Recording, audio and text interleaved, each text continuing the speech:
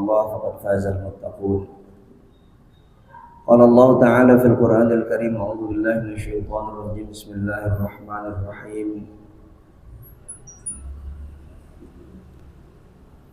والعصر إن الإنسان لفي خسر إلا الذين آمنوا وعملوا الصالحات وتواصوا بالحق وتواصوا بالصبر.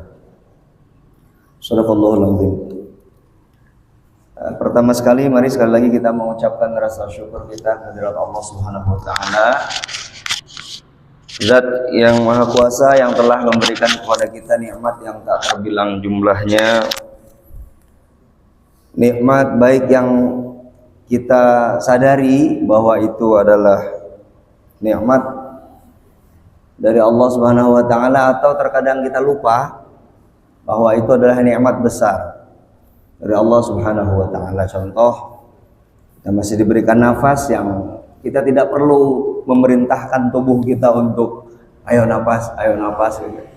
Tapi secara otomatis Allah Subhanahu wa taala menciptakan tubuh kita, ada otot-otot otonom dan semi otonom yang otomatis dia akan berjalan sendiri. Itu semua atas kehendak Allah Subhanahu wa taala. Salawat dan salam semoga Allah selalu curah limpahkan kepada Rasulullah Muhammad sallallahu alaihi wasallam serta keluarga, sahabat serta para pengikutnya yang setia terhadap ajaran-ajaran beliau Rasulullah Muhammad sallallahu alaihi wasallam. Terbayang bagaimana dukungan, terutama dukungan dari keluarga beliau, keluarga besar beliau atas aktivitas dakwah yang tentu saja sangat berat saat itu, di mana beliau diutus oleh Allah Subhanahu wa taala untuk mempromosikan, untuk memperjuangkan dari masyarakat musyrik yang mempercayai, mengimani banyak Tuhan, banyak ilah, banyak sesembahan. Kemudian di saat itu Rasulullah diutus untuk mengimani hanya satu Allah Subhanahu wa taala. Terbayang bagaimana susahnya beliau. Namun keluarga setianya, terutama istrinda tercinta Sayyidah Khadijah Al-Kubra, Masya Allah, beliau mendampingi Rasulullah Muhammad SAW dari seorang kaya raya, dari seorang triliuner, pedagang saudagar wanita yang terkenal, yang memiliki kekayaan 2/3 kekayaan di Jazirah Arab saat itu adalah kekayaan beliau, Siti Hadijah. Dan beliau dengan tulus dan ikhlas menyumbangkan itu semuanya untuk dakwah Islam, yang alhamdulillah akhirnya Islam sampai ke seluruh pelosok dunia. Alhamdulillah Allah pun telah memilih kita untuk menjadi orang yang beriman, orang yang berislam kepada Allah Subhanahu wa taala. Ini bukan perkara kecil, namun ini adalah suatu anugerah terbesar yang Allah berikan kepada kita. Berabad-abad yang lalu Rasulullah diutus, 14,5 abad yang lalu Rasulullah diutus. Namun Allah masih memilih kita saat ini untuk berada di jalannya, di jalan Allah dan Rasulnya. Ini bukan sesuatu yang kecil, tapi justru sesuatu yang amat besar yang harus kita syukuri dan harus senantiasa kita jaga. Dan cara menjaganya, menjaga kualitas keimanan dan ketakwaan kita kepada Allah Subhanahu wa taala, salah satunya dengan menghadiri majelis-majelis ilmu, sehingga insya Allah keyakinan kita kepada agama Allah ini akan semakin hari semakin meningkat, ya. Karena dengan bertambahnya pengetahuan yang Allah titipkan melalui Rasulullah Muhammad SAW, diteruskan kepada para penerusnya, yaitu para ulama sebagai pewaris beliau, al-ulama warathatul anbiya, bahwa para ulama itu adalah penerus para nabi.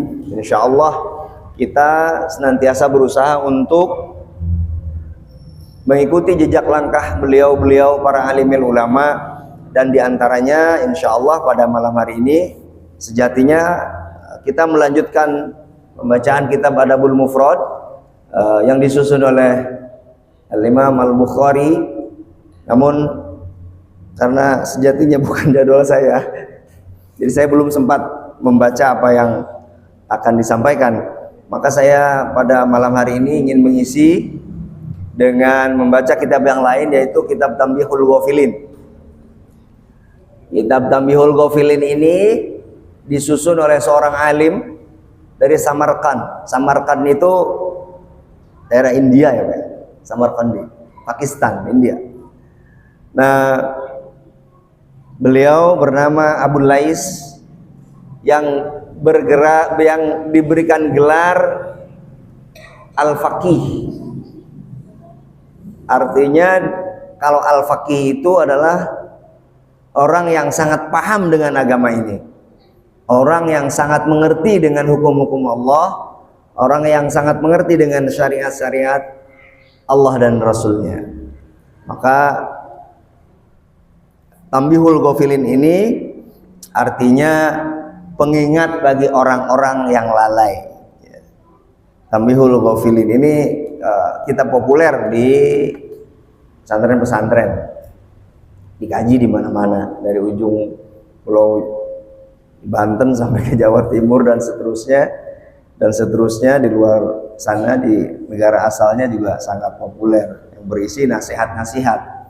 Tanbihul Ghafilin, pengingat bagi orang-orang yang lalai.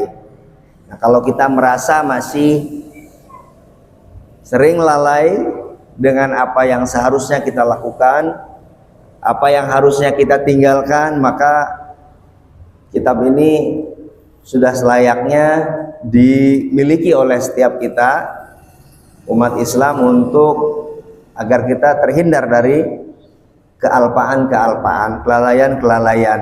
Terjemahnya juga sudah ada dalam bahasa Indonesia. Saya punya dua-duanya. Saya punya yang teks asli bahasa Arab dan terjemahnya untuk muqabalah, perbandingan. Jadi kadang-kadang bahasanya itu supaya lebih mudah, nah, para penerjemah sudah menerjemahkan. Jadi lebih mudah untuk dipahami dengan bahasa keseharian kita, bahasa Indonesia. Nah, kemarin kami mengaji di RSPP ya Mas Lo, dengan Ustaz Dr. Ahmad Rifai, guru kita. Kemarin sampai kepada Babul Haya, bab tentang malu ya. Nah, bagaimana beliau Al-Faqih Syekh Abu Lais As-Samarqandi ini khusus membuat satu bab. Kalau di sini bab yang nomor 22 itu bab tentang malu. Beliau membicarakan tentang malu ini bagaimana gitu ya. Nah, mudah-mudahan kita bisa memahaminya dan kita bisa melaksanakannya dalam kehidupan kita sehari-hari. Kita bisa mulai. Bismillahirrahmanirrahim. Qala Al-Faqih Abu Lais As-Samarqandi hadatsana Khalil bin Ahmad, hadatsana Muhammad bin Muad, hadatsana Nasir an Hijaj an Makhul an Abi Ayyub Al-Ansari radhiyallahu anhu anna Nabiy sallallahu alaihi wasallam qala, Rasulullah itu mengatakan demikian, arba'un min sunanil mursalin,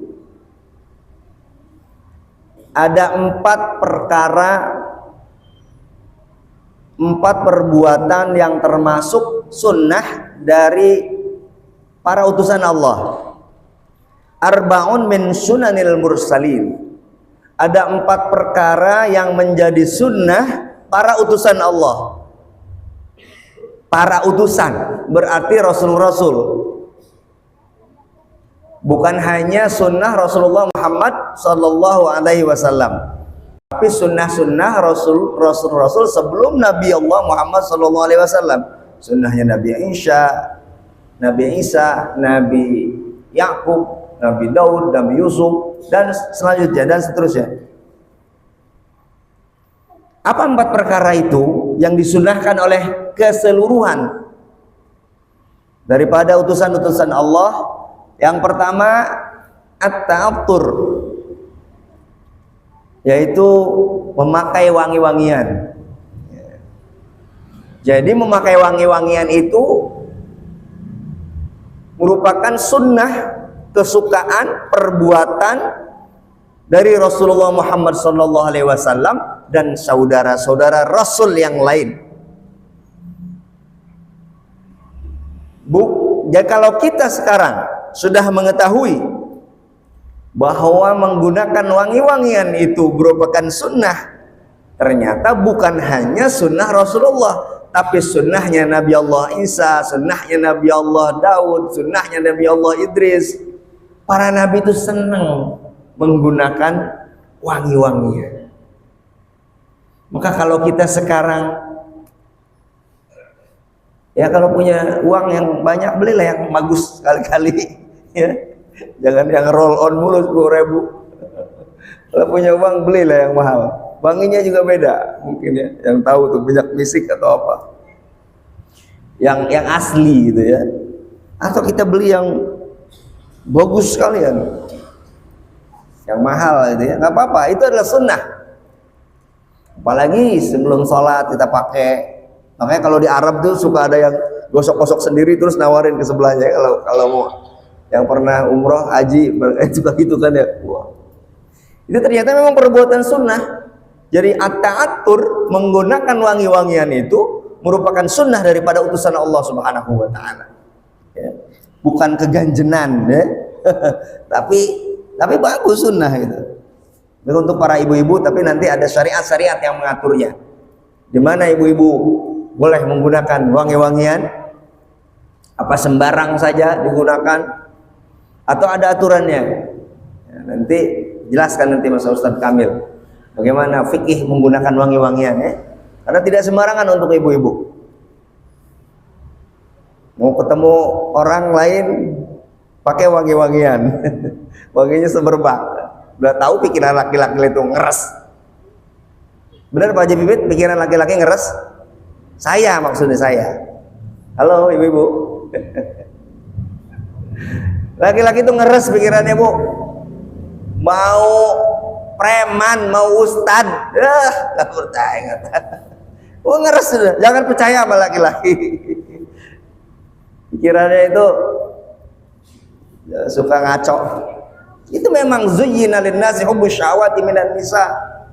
Laki-laki itu, manusia itu diberikan syahwat oleh Allah terhadap wanita, siapapun wanitanya. Yang cantik ada yang suka, yang sedang ada yang suka, yang jelek ada yang, pokoknya semuanya ada yang suka. Karena Allah memang menghiasi laki-laki ini perasaan suka terhadap wanita. Maka diatur, sekalipun menggunakan wangi-wangian ini merupakan sunnah, tapi di mana digunakan oleh para wanita, ya. Terutama kalau mau apa Pak? Mau tidur ya, mau bobo. Nah, jangan di sini koyo, di sini koyo, di sini minyak angin, wah, nggak pas. Ya. Gunakan wangi-wangian dekat suami Anda, insya Allah selalu nempel kayak perangkok, gitu ya. Wan nikah, dan nikah yang kedua tadi kan ada 4 katanya sunnahnya para utusan Allah itu. Yang pertama at-tathur, yaitu menggunakan wangi-wangian. Yang kedua nikah. Nikah ini juga merupakan sunnah daripada utusan-utusan Allah Subhanahu wa Ta'ala. Salah satu alasannya itu untuk memperbanyak umat Rasulullah, agar agar pirada gotol ini dipenuhi oleh umat Rasulullah Muhammad SAW. Maka punya anak yang banyak. Yang ngomong anaknya banyak gak? Cuma 3. Yang benar tuh anak yang banyak. Masalah rezeki Allah yang atur, kita yang usaha. Tujuannya apa? Agar lebih banyak orang beriman, dilahirkan dari rahim orang beriman, suami dan istri beriman, rahim orang beriman, dididik secara iman, dididik secara Islam, sehingga menjadi penerus penyembah Allah Subhanahu wa Ta'ala. Makin banyak di Pirada Gotol ini yang sujud kepada Allah Subhanahu wa ta'ala.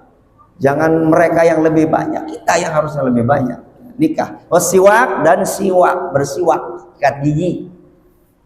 Ya terserah mau mengartikan siwak itu dengan sikat gigi. Kemarin saya sudah pernah sampaikan masalah ini, guru kami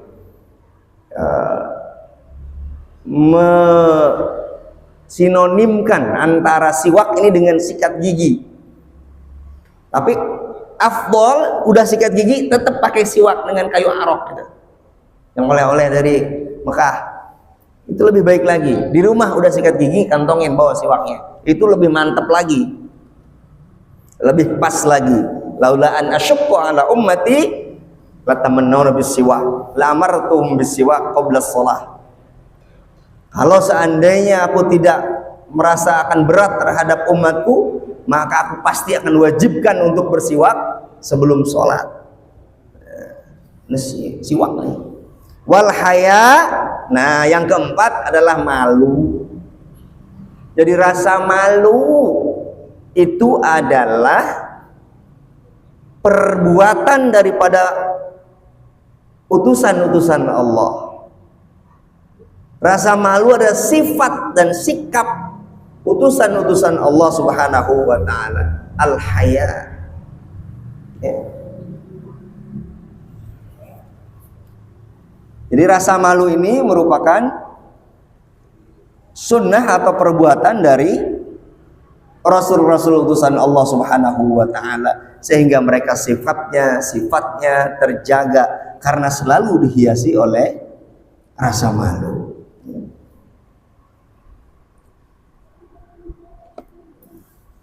Hadis selanjutnya,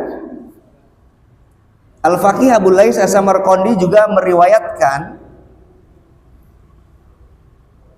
dari Uqbah bin Amr radhiyallahu anhu anin Nabi sallallahu alaihi wasallam annahu qala inna mimma adrakan nas min kalamin nubuwah al-ula idza lam tastahi faf'al ma syi'ta.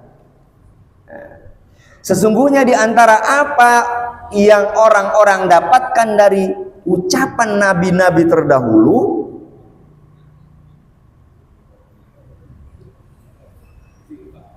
idza lam tastahi faf'al ma syi'ta.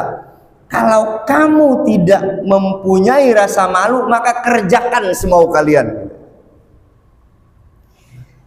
Jadi perkataan ini bukan hanya perkataan Rasulullah Muhammad SAW, tapi Rasul-Rasul sebelumnya pun mengatakan kalau kalian tidak punya rasa malu terhadap manusia dan terhadap Allah Subhanahu wa ta'ala, terserah deh lo mau ngerjain apa, kerjain aja deh. Jadi artinya rasa malu ini merupakan suatu hal yang akan mengikat kita dari perbuatan-perbuatan yang dilarang. Malu kita terhadap manusia, malu kita terhadap Allah Subhanahu wa ta'ala. Ini masalah malu. Selanjutnya, an Abdullah bin Mas'ud radhiyallahu anhum qala Rasulullah sallallahu alaihi wasallam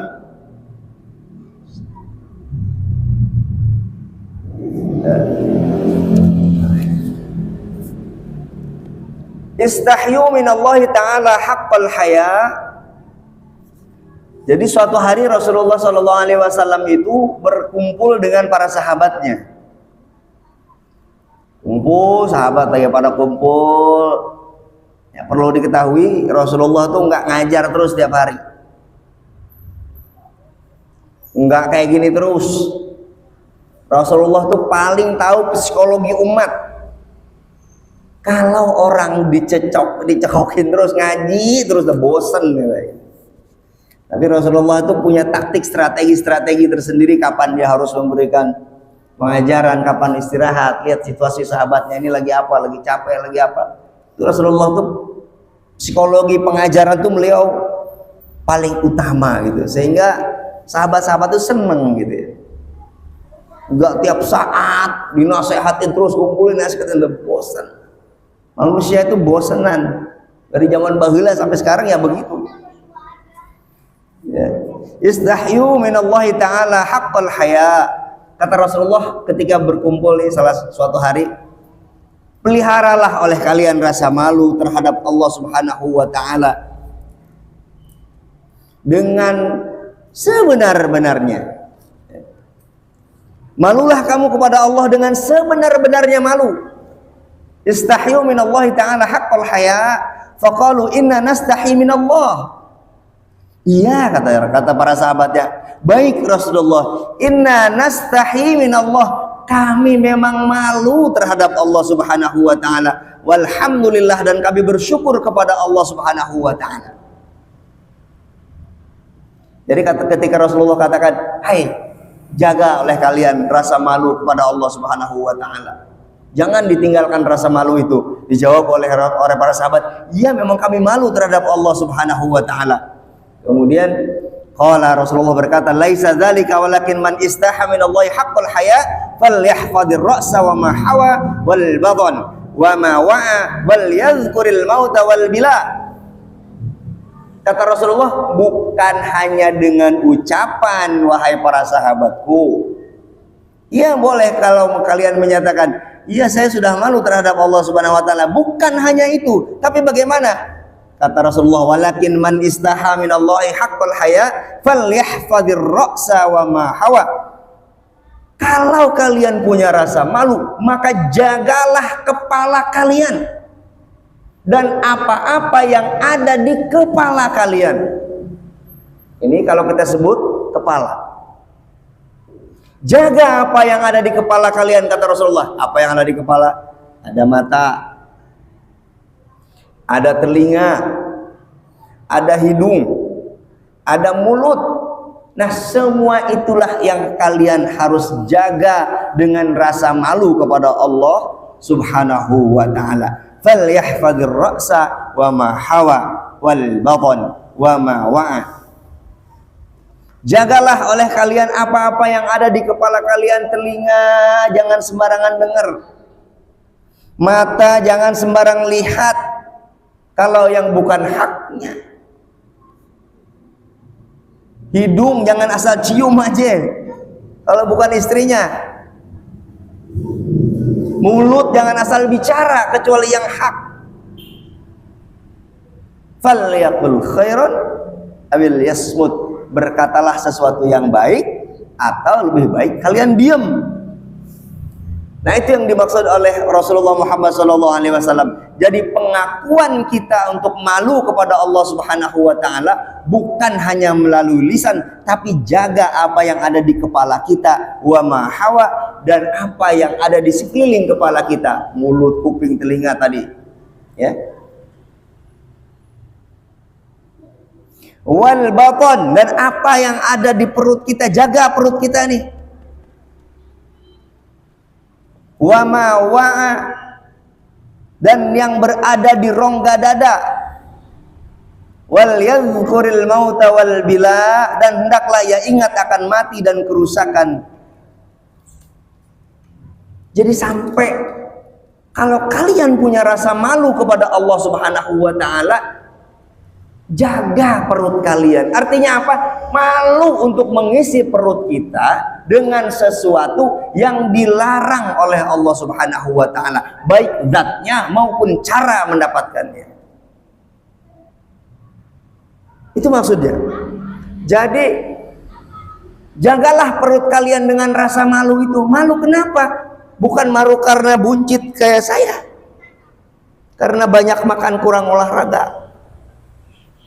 Mau tidur gak bisa tidur kalau gak makan dulu, lapar. Tapi malulah kepada Allah Subhanahu wa ta'ala memasukkan sesuatu ke lambung kita dari yang bukan hak kita.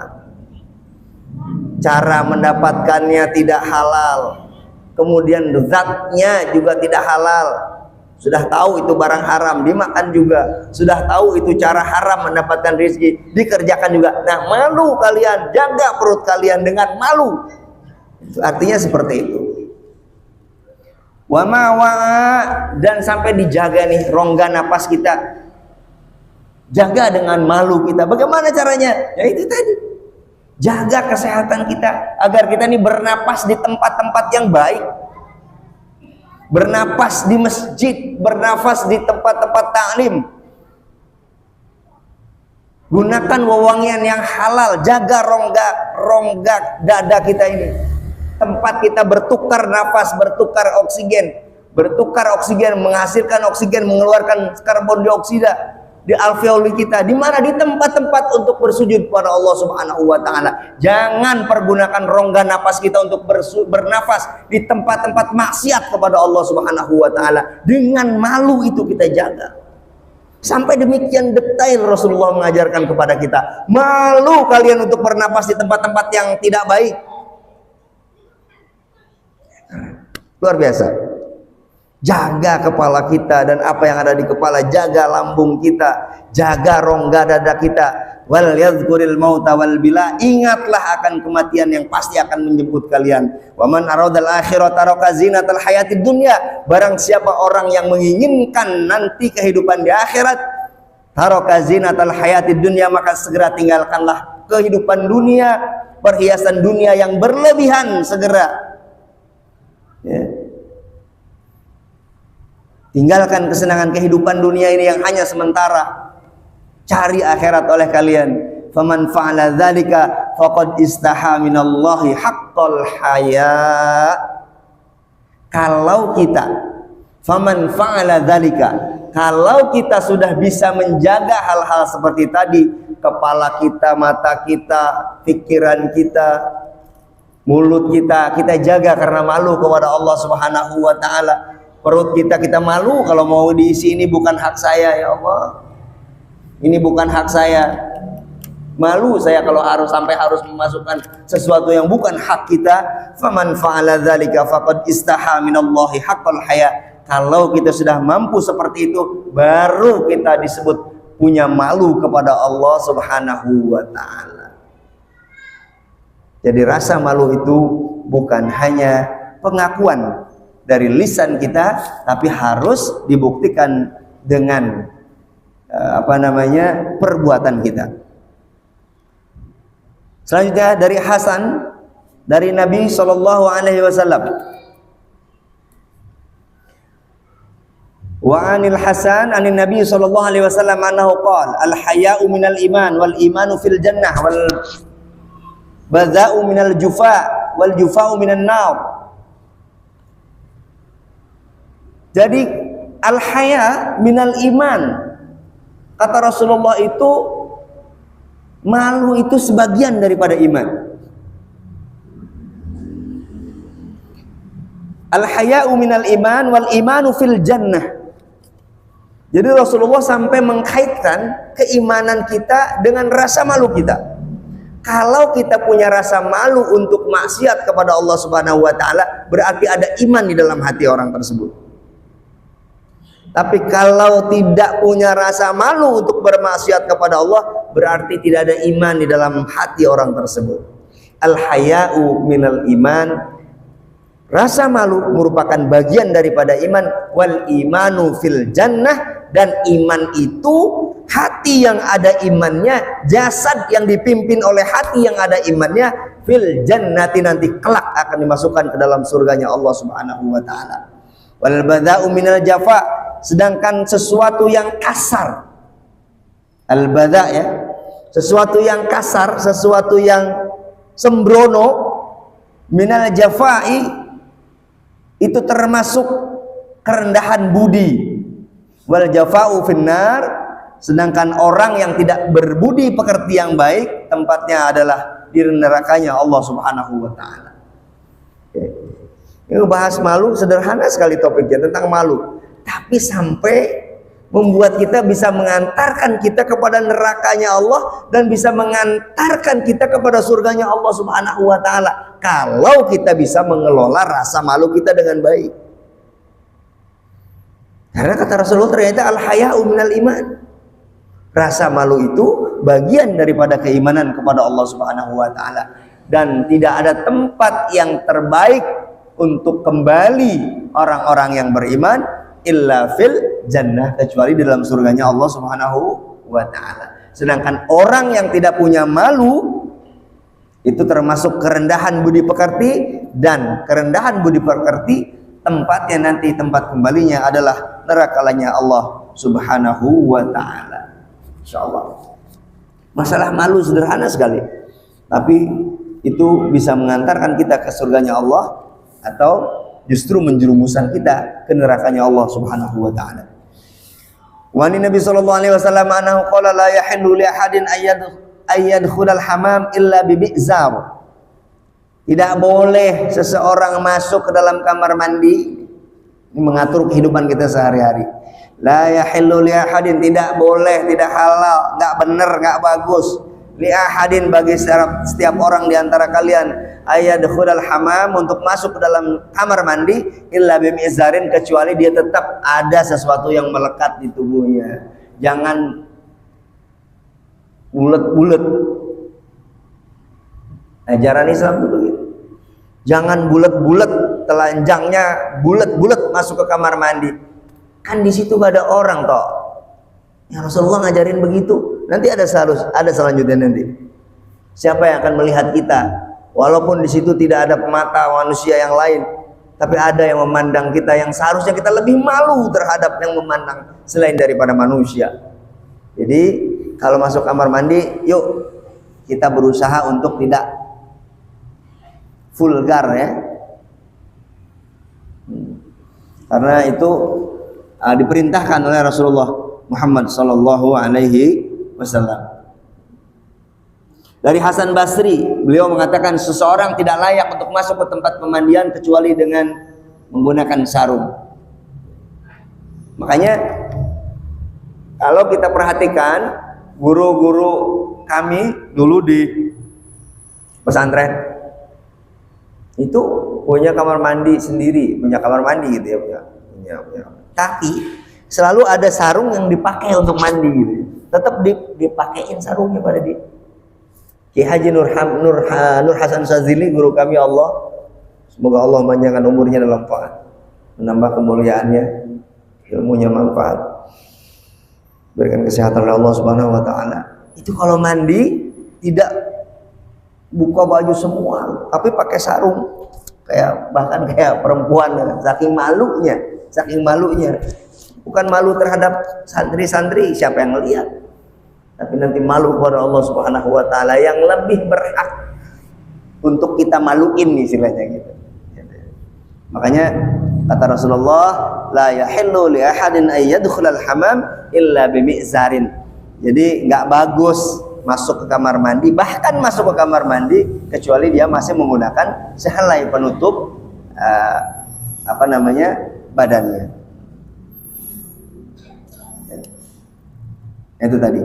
Nah ini nih, kenapa kok sendirian aja kita harus malu?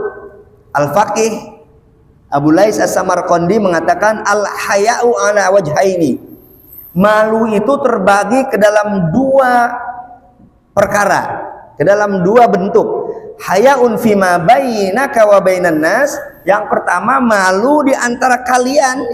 Saya dengan Pak Ustadz Maksum malu saya kalau keluar kelihatan auratnya misalkan. Atau saya malu dengan Mas Toto misalkan, dengan Pak Haji Pipit mau berbuat maksiat itu malu terhadap manusia. Fima bainaka wa bainan nas, antara kalian dengan sesama manusia. Itu malu yang pertama. Tapi yang kedua, wa hayaun fima bainaka wa bainallah ta'ala.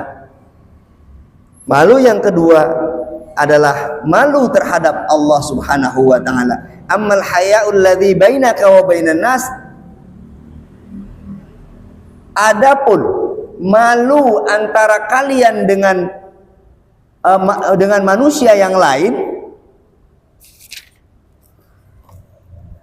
antaghdha basaruka amma la yahillu laka, yaitu caranya itu untuk menundukkan pandangan dengan tidak melihat sesuatu yang tidak halal bagi kalian.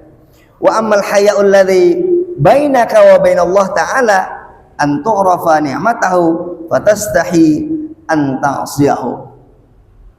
Caranya kita malu, perbuatan kita malu terhadap manusia itu dengan cara menjaga pandangan kita dan menjaga pandangan orang lain terhadap kita. Tapi kalau kita malu kepada Allah Subhanahu wa taala, an ta'rifa ni'matahu, kita harus tahu nikmat-nikmat Allah, fatastahi an ta'siyahu, dan kita harus malu untuk bermaksiat kepada Allah Subhanahu wa taala. Siapa yang memberikan kita sehat? Allah. Siapa yang bisa memberikan kita bisa melihat? Allah. Siapa yang bisa memberikan kita mencium? Allah. Siapa yang bisa memberikan kita mendengar? Allah. Semuanya Allah, Allah, Allah, Allah. Maka kita malu kalau harus bermaksiat kepada Allah Subhanahu wa taala. Malu kita terhadap Allah yang memberikan semua itu. Fatastahi an ta'siyahu, maka malulah kita kepada Allah Subhanahu wa taala kalau kita harus bermaksiat kepada Allah Subhanahu wa taala. Jaga diri kita agar jangan sampai kita bermaksiat kepada Allah Subhanahu wa taala. Salah satu cara menjaganya dengan rasa malu yang kita pupuk dan kita miliki. Jangan sembarangan malu hanya kepada manusia, ketika manusia nggak ada, wah semaunya. Enggak. Malu kepada Allah justru yang menciptakan kita, yang memberikan semua nikmat ini. Nah, mudah-mudahan saya dan Anda bisa menjalankan ini, bisa menjaga rasa malu kita agar kita tidak bermaksiat kepada Allah Subhanahu wa taala. Mungkin itu Pak Didi yang bisa kita sampaikan pada maghrib kali ini, mudah-mudahan bermanfaat. Kurang lebihnya mohon maaf. Kalau banyak bicara pasti banyak salahnya. Nah, kalau nggak ngomong-ngomong ya diam aja, ya salahnya nggak ada, diam aja. Tapi kalau banyak bicara pasti banyak salahnya. Saya mohon maaf kepada saudara-saudara sekalian dan mohon ampun kepada Allah Subhanahu wa taala. Demikian.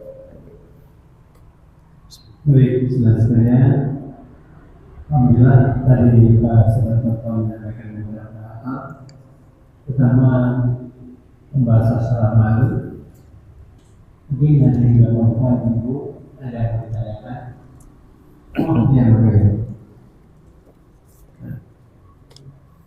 Tanya apa sih Pak?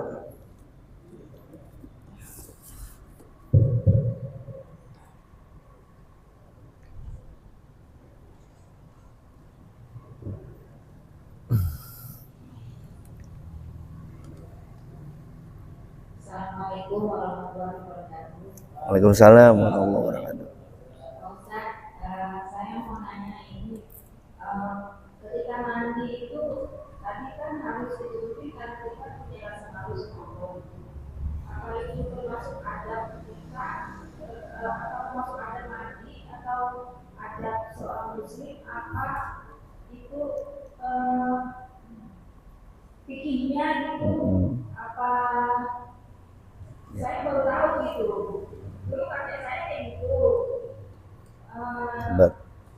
Pakai itu cuma ada pokoknya pakaian yang untuk mandi gitu ya. Cuman saya juga pernah dengar juga tentang mandi yang mandi cuma saya lupa mandi apa itu, mandi sama temennya cuma karena itu kata-kata sama temennya dikira apa gitu. Cuma apa benar yang itu diproses. Harus kalau perempuan bukan nih harus seperti apa gitu. Demikian Ustaz. Ya. Ibu terima kasih, pertanyaannya keren, bagus banget. Repot banget sih mau mandi aja suruh sendirian aja suruh pakai. Ya Bu. Tapi kakeknya tadi apa, bapaknya tadi ya? Kakeknya sudah mempraktekkan itu. Berarti kakeknya orang alim, beramal pakai ilmu berarti. Lalu apakah ini menjadi syarat sah mandi? Ya, harusnya jangan saya yang ngomong, Ustaz Kamil aja, tapi nggak apa-apa sedikit ya. Tidak, bukan sesuatu yang tidak menjadi, misalkan kita punya junub, mohon maaf, habis berhubungan suami istri, atau ibu habis haid mau mandi besar misalkan. Ibu mau telanjang mandi sendiri ya nggak apa-apa, karena bukan syarat sahnya mandi. Karena syarat sahnya mandi niat dan membasuh semua anggota badan dengan air. Sah mandinya, tapi benar kata ibu, ada adab di situ, ada sunnah di situ. Jadi kalau ibu kerjakan, saya dan Anda kerjakan, bukan hanya wanita. Tadi katanya kakeknya, berarti laki kan? Saya melihat guru-guru saya, laki-laki juga mempraktekkan ini. Bukan syarat sahnya mandi, bukan. Tapi merupakan adab untuk menunjukkan bahwa kita ini adalah orang yang punya malu kepada Allah Subhanahu wa taala, dan itu dicontohkan oleh baginda Rasulullah Muhammad sallallahu alaihi wasallam. Belajar. Terus terang saya juga jarang-jarang, banyak kan masih di kamar mandi sendiri ya. Ayo kita belajar, kita niatkan ini untuk mengikuti sunnah Rasulullah Muhammad Sallallahu Alaihi Wasallam. Paling enggak mungkin ya, kalaupun enggak sarung, adalah celana gitu ya, celana kolor. Beli itu di Babe Otip, wah di situ itu banyak celana kolor tuh ya, celana pendek, pakailah itu buat mandi, yang gampang menyerap air, yang gampang keringnya lagi. Jadi enggak telanjang full gitu. Jadi gitu ya ibu ya, bukan syarat sahnya mandi, tapi ini merupakan adab mandi kita yang diajarkan oleh Rasulullah. Janganlah kalian masuk ke dalam kamar mandi kecuali ada selembar, masih ada selembar kain yang menutupi aurat kalian. Begitu kata Rasulullah tadi kita baca. Ya. Jadi bukan perkara ini, wah nanti saya nggak sah mandinya kalau saya punya junub, kalau saya nggak pakai pakaian, nggak pakai penutup. Enggak, bukan. Sah tetap mandinya. Syarat sahnya mandi cuma ada dua. Satu niat, kedua menyumarambahi badan kelawan banyu. Wah, itu bahasa ngajinya ya. Bisa langsung ya. Bahasa ngajinya begitu. Nyumarambahi badan kelawan banyu. Bahasanya, bahasa ngaji dulu. Niat. Kenapa? Artinya meratakan air ke seluruh permukaan badan kita. Jangan sampai ada yang terlewat. Makanya yang kerjanya suka pakai tip ek itu, ibu guru, bapak guru di kantor, siapapun, ya itu harus ada tip. Hati-hati. Karena kita habis main power glue, habis ngelem apa, pakai lem Korea, itu akan menutupi permukaan tubuh kita. Kalau mandi ininya nggak dibersihin, nggak sah mandi besar kita, nggak sah wudhu kita. Kalau cuma lewat di atasnya, maka harus dibersihkan dulu. Tip ek itu kan tip ek menutupi kan, atau lem power glue itu misalkan gitu, itu harus dibersihkan. Sekuat daya tenaga upaya kita membersihkannya. Kalau sudah kita maksimal membersihkannya masih ada, namanya atar, namanya bekas. Tapi usaha dulu. Jangan nyerah cuman usahanya gini-gini doang ya, tipek gini-gini doang ya, susah hilang ya. Jadi gitu ya Bu ya. Bukan suatu hal yang syarat sahnya mandi, bukan, tapi adab mandi kita, dan itu diperintahkan, dianjurkan oleh Rasulullah Muhammad sallallahu alaihi wasallam. Ya. Baik Ibu, 13. Nanti kalau kurang jelas semua kita cari lagi. Bapak Ibu yang dimuliakan Allah, alhamdulillah kita telah selesai kesempatan yang pertama ini. Semoga Allah mudahkan kita untuk memahaminya dan memudahkan kita juga untuk mengamalkan. Sekali lagi kami ucapkan terima kasih kepada ibu-ibu khususnya dari beberapa yang telah mensupport acara ini, kajian ini pada malam ini. Baik teman sekalian, kita tutup saja kegiatan malam ini bersama-sama kita mengucapkan alhamdulillah dan doa Subhanallah. Bismillahirrahmanirrahim. Subhanakallahumma wa bihamdika asyhadu an la ilaha illa anta wa atubu ilaik. Assalamualaikum warahmatullahi wabarakatuh. Assalamualaikum.